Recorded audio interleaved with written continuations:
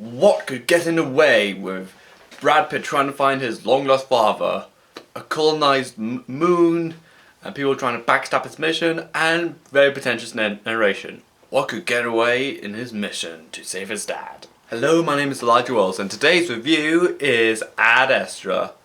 The story is, after a wave of electrical surges hit Earth and caused a lot of power cuts and killed a lot of people, Brad Pitt is sent up to find out what's exactly going on, particularly that his dad's up there, who's been gone for like 15 years and no idea what his progress is like.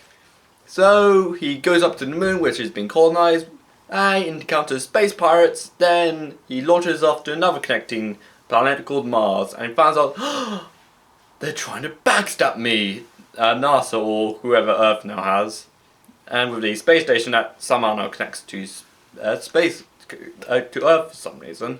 So he flies all the way to the far out systems of the solar system to find his dad and stop the electoral surge that could potentially wipe out the planet. There is plenty to like and some major flaws that stick out like stick in the mud. Of course, the visual effects are somewhat really nice to look at, particularly when he passes over Jupiter and Saturn, which are somewhat very mesmerizing shots. These are. The cinematography and sets, particularly when he goes to Mars, what I really like about it is its heavy use of dark blood orange or this reddish orange use, which I used it for Blade Runner 2049, which has some excellent cinematography, and so do the sets, which have some form of this brutalist feel to it, and works well when orange then starts to fade to dark, which I thought was man, that's some really excellent use of lighting, cinematography, and using the sets as advantage. Of course, the acting of Brad Pitt, although not at the best, but it gives out a pretty great performance, but not at his best. But he can do better, but it's a really good performance. Since he kind of feels like he's not fully emoting enough, that's what the little problem I have. But I feel like it's a good enough performance for me.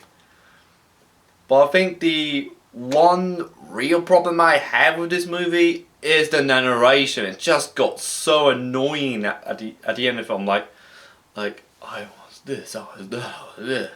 Pretty much it's like Fight Club, but even more. But if it could not get any more pretentious, like Fight Club, it's something I can relate to. It kind of carries the story on a lot more than the actual characters.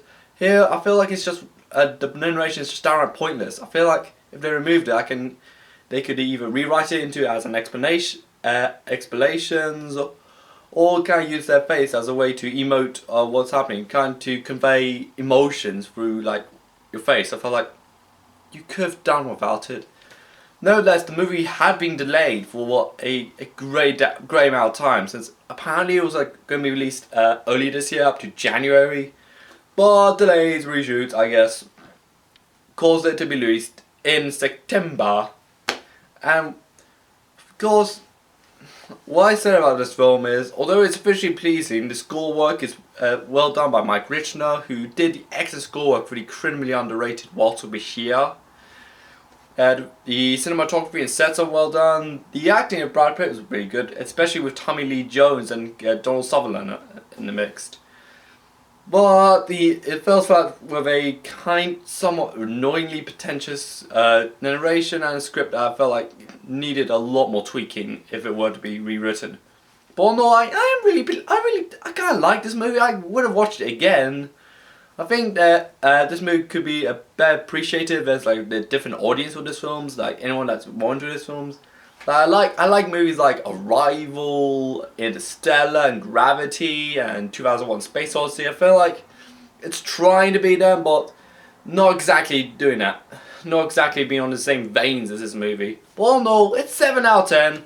You can watch it if you like, but don't take my word for it. It's actually a good film, but could be a lot of it could improve, but it's a good film. This is Elijah Wells, and bye.